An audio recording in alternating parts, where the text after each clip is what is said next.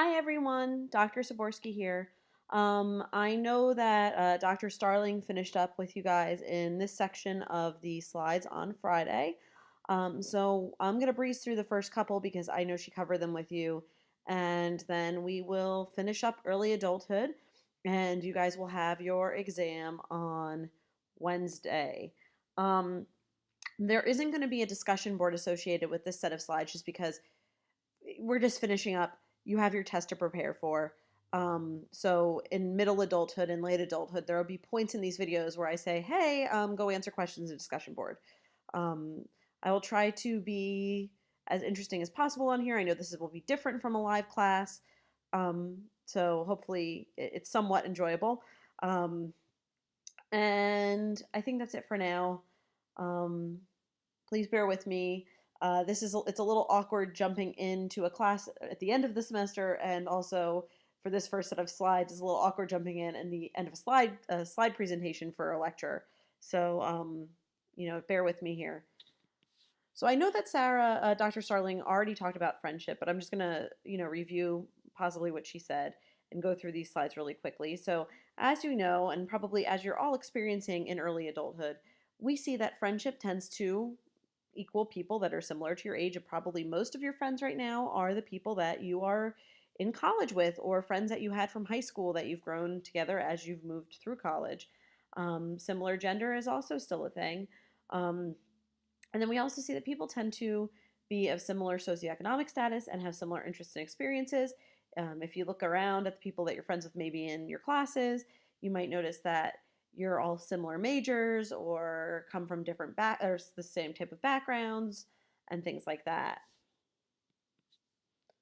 As far as same gender friendships, we see that women tend to focus on, having someone that they can go to, that they trust, that they can hang out with and talk to, and men are more focused on activities that they can do with friends, like these cool dudes down here with their video gaming. I don't know why the one guy's wearing a blazer to video game. That's a little weird, but you know. And also, if you're female friends, you all tend to really like wearing the same exact type of coats and scarves. I just love how like that picture they all match so nicely. I know that when I go out with my friends, we always look exactly the same. But anyway, just being silly.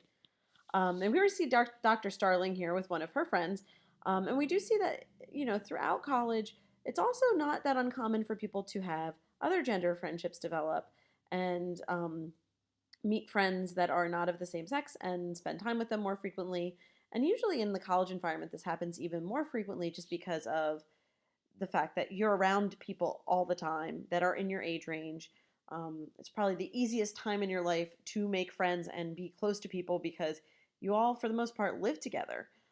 So other gender friendships have a tendency to happen more frequently now as well.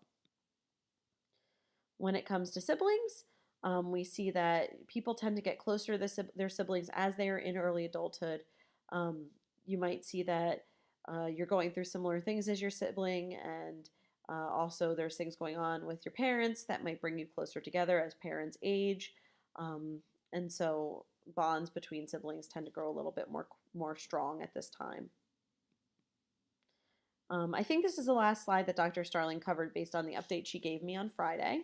But as far as romantic relationships are concerned, we start to see, in early adulthood, people pairing off, and possibly these are the relationships that might lead to marriage as we get older, or they may not. They may, you know, become more serious, or they may not.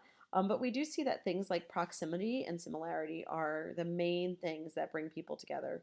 So the likelihood of being in a relationship with someone is based upon things like how much you have in common with them, how close you are in location to them, how often you see them, things like that.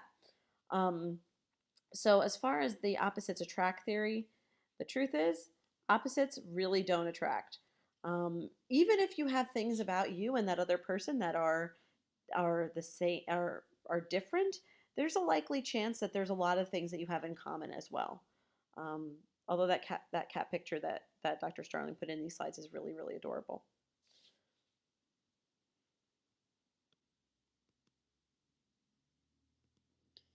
So as far as gender differences are concerned in relationships, um, I don't necessarily agree with this as far as gender differences are concerned, but there's a theory that there's a preference for women to look for intelligence, ambition, and money in the males that they're attracted to, and for males to look for attractiveness in females and domestic skills, which is slightly insulting to me. But, honestly, I think that these things do play a role, but I think that, when we're looking at people that we want to pair off with and people that we want to have a relationship with, it's really a combination of factors. And these can play a role as well.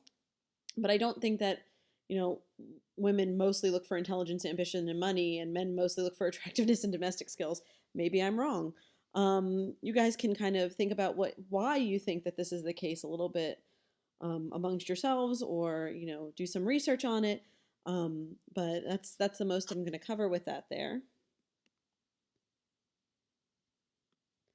From an evolutionary perspective, it's thought that women tend to look for a mate that has the ability to have earning power and emotional commitment to them, and that helps ensure survival and well being.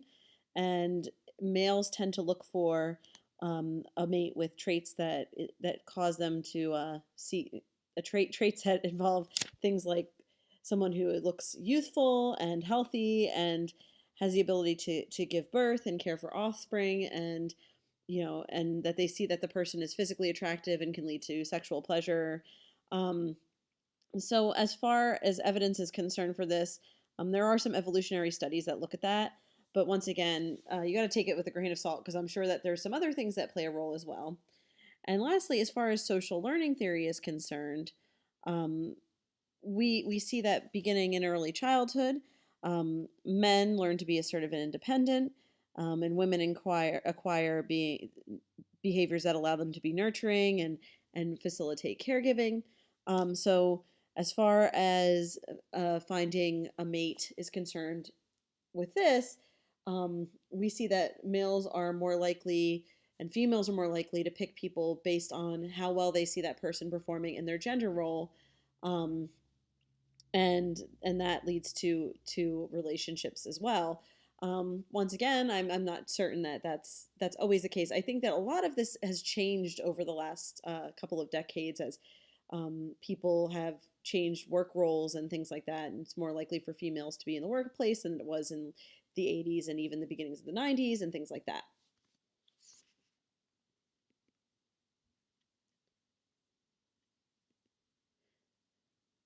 So there's a video that's on Blackboard for you to watch. It's on the matching phenomenon. So basically, the matching phenomenon is all about how we select partners based on attractiveness. So it's kind of a cool video. There are a lot of different things that they show. They show basically a couple games and in a study that show how males and females pick each other when it comes to relationships. So once again, that video is on Blackboard. It will be labeled matching phenomenon, so you can go ahead and watch it and enjoy.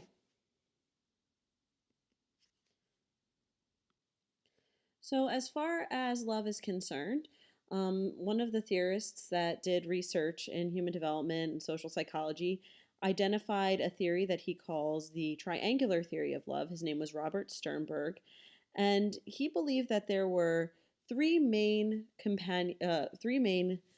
components to love: intimacy, passion, and commitment. And these three things shift in emphasis as our relationships develop. So on this picture here, you can see red signifies passion, yellow signifies intimacy, and blue signifies commitment. And as we go through relationships, these three areas overlap and lead to different types of love. So when somebody just meets someone and they are just starting to date, we sometimes call it puppy love, things like that. A lot of the time, this is more of the infatuation that we see, and that's the area that this falls into.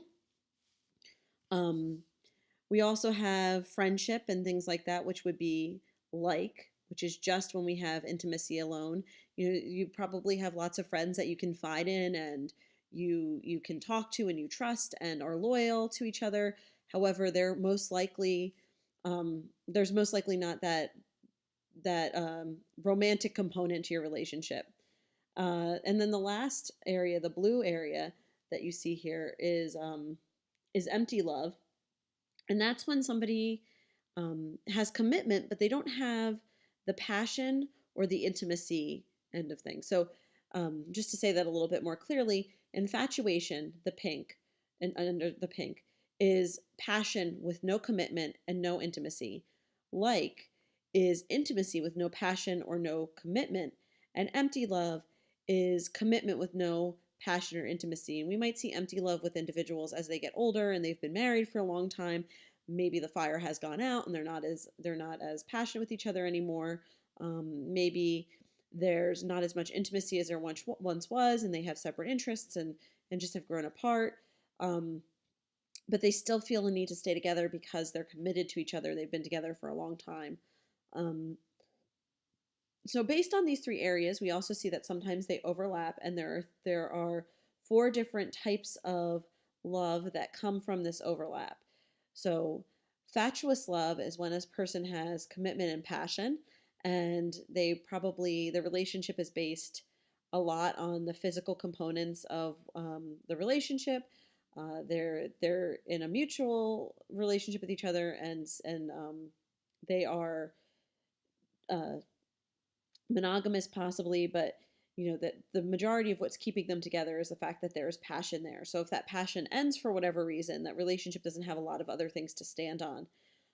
Romantic love is when the person has intimacy and passion, and this is probably once again like a beginning stages of a relationship with someone. Once they move past that infatuation stage where they just really really like someone, and it comes down to somebody is in a monogamous relationship, boyfriend and girlfriend. They're still doing things with each other, like going out on dates and buying each other gifts, and spending a lot of time together. So there's that passion, that attraction there, and then there's also intimacy with that person. Companionate love is when we have intimacy and commitment, but the passion is not there. So once again, this is a type of relationship that you might see in a couple that's been together for a really long time. Maybe there's not a lot of passion there anymore, but they still enjoy each other's company. They still trust in each other. They still feel very committed to one another. And then Sternberg stated that the best kind of love is consummate love, which is in the middle of this picture here. And consummate love essentially states that um, there are all three types of love in this area. So you have passion, you have intimacy, and you have commitment.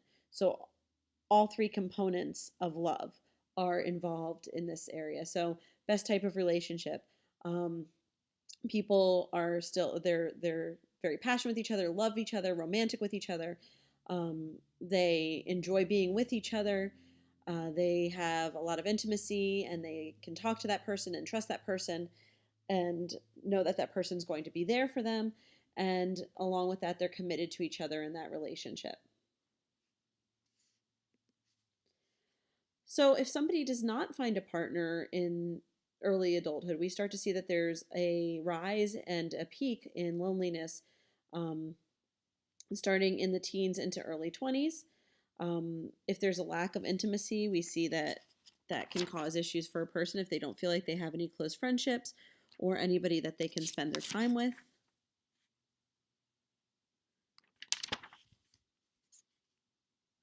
And I'm going to move on from here to the family life cycle.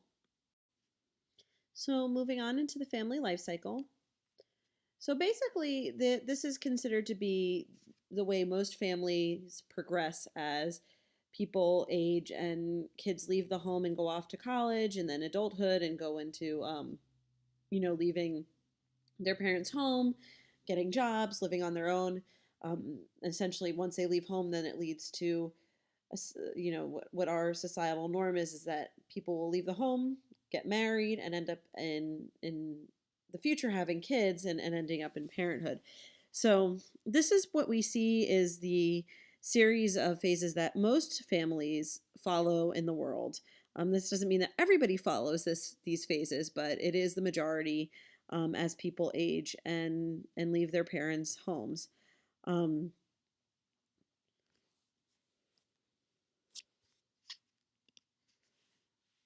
So we have seen that the age of leaving the home has decreased. Um, So overall age of leaving home has decreased. Sorry, I paused there for a second as I was looking. I got thrown off a little bit from the slide because while we tend to leave our homes earlier now for things like college education and living on our own and being independent, there has been a large rise of the leaving age as well, because after college there are a lot of individuals who return home and live at home for some time to increase their finances as they are getting first jobs and things like that, because they're not aware of what they want to do after they come home from after they end college. There might be some people that return home to figure their lives out a little bit more before going off on their own independently 100%. So we are seeing that well, we leave our homes earlier to go and get an education, and we're not staying at home as long to contribute, which used to happen probably more in the 60s. Um, we are seeing that there's a bigger return to come home after college ends, which actually is on the next slide a little bit. There was a study that we see that people ages 18 to 31 have been living with their parents more frequently after the year of 2011.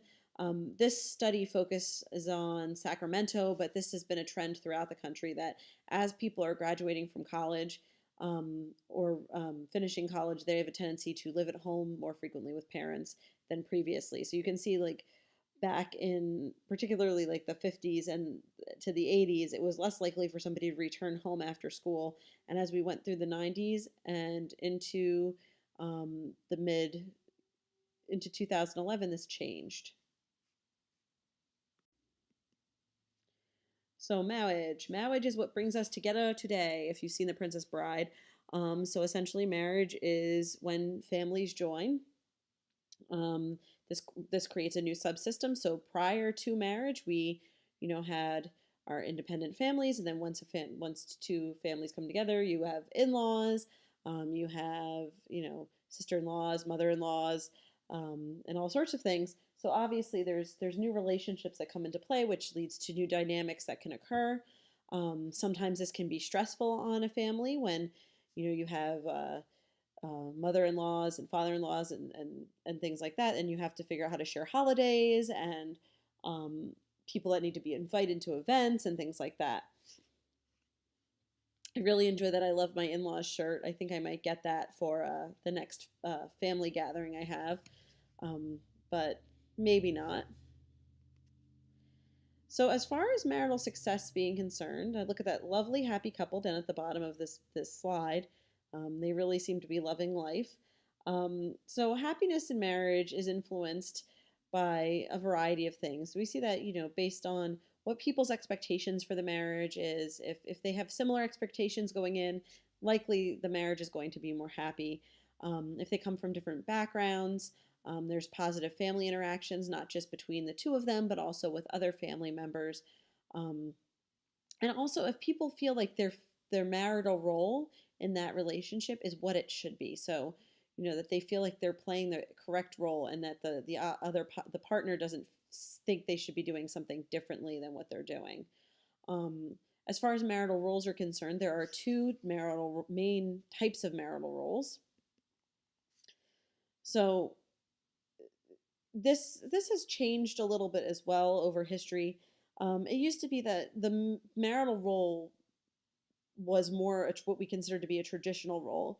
So up until probably, I would say, the 70s or 80s, we would see more of a traditional marital role, which basically meant that the husband would go off to work every day and be responsible for finances and responsible for working, and he would do all of those things, and the woman would be at home, and she would be taking care of the house, taking care of the children. She would be taking care of cooking meals and things like that. And when the husband got home, she would be there waiting with his drink, and there would be a meal on the table, and the children would be happy and sitting and doing all their homework and getting everything done. And that's kind of the idea of the traditional role of marriage, of a marital relationship. I'm sure that there are still some families that follow the traditional marital roles. However, things have evolved quite a bit since the time where this was more popular. Um, and we see what we now call more of an egalitarian marital role. Egalitarian basically means that you do things like wash the dishes together. You have equal responsibility in the household. We also see that at this point in life, in history, women are more likely to go out and join the workforce. And so it's less likely that there's going to be a woman at home or a man at home that's taking care of the household responsibilities while the other one goes off and works. So things are shared more. Finances, the role of finances and working, shared more. Household tasks are shared more. Cooking responsibilities could be shared more. Um, when the family has children, who parents the child is going to be shared more than it was previously. So essentially, everything is equal. As far as gender and housework is concerned, there's still a larger population of females than males that are completing the housework around the house. You can see that in the United States, it's much more common for women to be doing housework than the males. Um, uh, Although we're a little bit better than some of the other countries that are shown here, like Sweden and Japan. So, as far as having kids are concerned, first of all, I really, really hate those stickers that you see on cars, like in this picture. I I don't know, they just really bother me. I have two kids, but yeah, I really don't like that picture of those things. There's one that's really cool. It's actually Star Wars characters. That one's acceptable, and maybe the zombie ones, but this one right here just like irks me just a little bit. Um, but anyway, so when you have your egalitarian relationship like this young couple here in this photo and you decide to have a family, it's going to be influenced by things like money and what your values are. If you feel like it's a good plan at this point in your lives to bring children into the world, your careers are at a good point where you feel like you're ready. And of course, the way, if you're healthy enough to have children, it also influences. Um, so essentially, there's a lot of different variables that come into play. Um, I will say personally, it's also age related, and I think that's not on here, um, on this slide in particular. That we used to see that people would have children much younger. Um, for example, my mother and father had they had two children by the time my mom was 21 years old. My parents got married when my mom was 18, and they had three children by the time my mom was 30. And that was pretty typical for people that were getting married in the late 60s into the 70s. And now we're seeing that this is different. A lot of families are having children later. Women and males or men are focusing on their careers longer than previously. They go through most people, a lot of people go through the 4-year college and then maybe on to graduate school. So we're waiting longer to have kids. And so the average age of having your first child is now closer to 28 to 30. Um, so it really depends upon, what's going on in society as well. And this quote by Ray Romano here about having children is like living in a frat house. Nobody sleeps, everything's broken, and there's a lot of throwing up. That is 100% accurate. I have to say that it is pretty much like living in a frat house. With the time change last week, my youngest son, who's 3, has been waking up every day at like 4:30 in the morning, and it's super, super fun. But honestly, it's totally worth it. As far as transitioning to parenthood, there is a lot of change in a relationship once people have kids. Um, I honestly think that most people tend to come together more if they have a strong and healthy relationship at the start. That egalitarian relationship gets even stronger. Um, Roles tend to strengthen as far as people tend to share responsibility a little bit more. Um, and I think that that's pretty typical for society as it is now. Of course, if it's an unstable marriage and parenting occurs, you're going to see that there's going to be different things that happen that are not so great once children are born. So moving on to career development. So in early adulthood, right from college and starting going into grad school, we see that if you're going to grad school, that early adulthood is really when we see a lot of career growth occurring. Um, There are still gender differences, that women are at times pausing career once they get to the point where they want to have families, because it's much harder to be two working parents when you have children. Um, Being someone who's a working mom myself, I see that, there's a lot of struggle with having kids and a career. There are things that are hard to figure out logistically, like when your kids are in school, how do you get them at the end of the day? When a kid is sick, what do you do? A lot of times parents have to figure out who's going to stay home with that child. Um, so things like that. So there are sometimes some difficulties that occur. So we do see some gender differences in continuity. There was a time where it was more common for a woman to stay home from being in the career world once having a child. But we do see that there has been a change here. There are now some fathers that are also staying home when that needs to happen. Likely also luckily childcare options have grown. There's more daycares. There's more options when it comes to childcare. So if that person can afford it, they can find good childcare to work and not be like this stressed out mom here on the bottom whose kid is eating her cell phone, because that happens all the time. So here are some things that Dr. Starling had placed in the slides involving how that there are a lot of working women leaving the workforce because it is hard to work when you have a family. So as far as childcare is concerned, here's a nice little graph looking at coverage for childcare and incentives for women who work and men to stay at home. Um, so obviously childcare is very important. Um, and you can look at this graph and kind of look at the employment rate for females and the child care coverage for children under 3.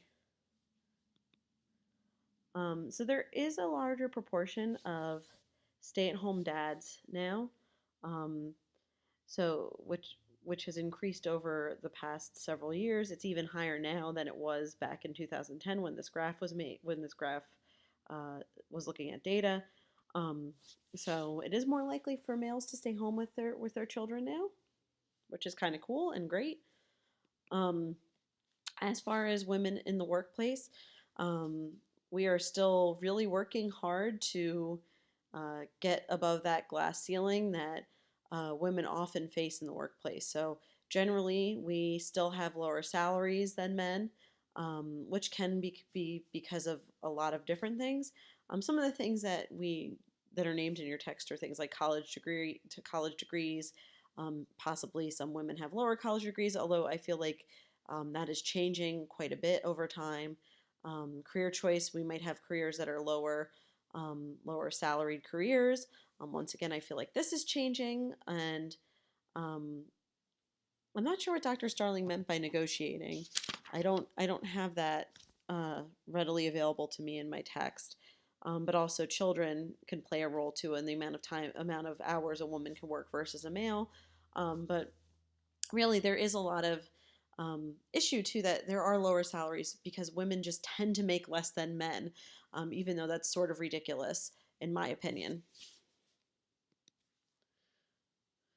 And, sometimes women tend to feel that they have so many different roles when returning to work. Once again, this depends a lot on how the family is and how women and men share responsibilities in a marriage. So it can be that women feel like they're overloaded when returning to work and they have the responsibilities of being a mom and working and being a wife and cooking dinner and taking care of the house and all of the different things that this woman with how many arms does she have there? She has like 8 crazy arms down there. But if the person's in a relationship where there's a lot of shared responsibility, this tends to help a little bit. But it is incredibly difficult for parents to have as many roles as we do now in our society. So, honestly, it really isn't that bad.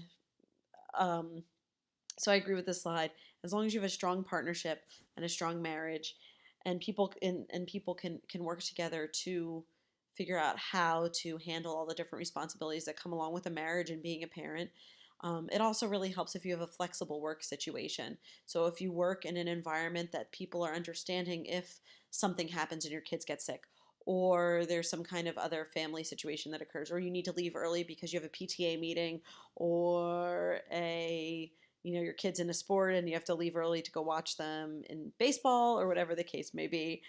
So all of these different things they figure into helping there to be a less stressful, more positive marriage, more positive parenting, and so on. And that is the end of early adulthood. I apologize because I know it's a little bit choppy here and there. It's kind of difficult to record a lecture when you're sitting and lecturing by yourself, so I hope I wasn't too boring or too crazy or anything like that. And this is the last of the slides to get you through for your exam on Wednesday. So good luck, and let me know if you have any questions.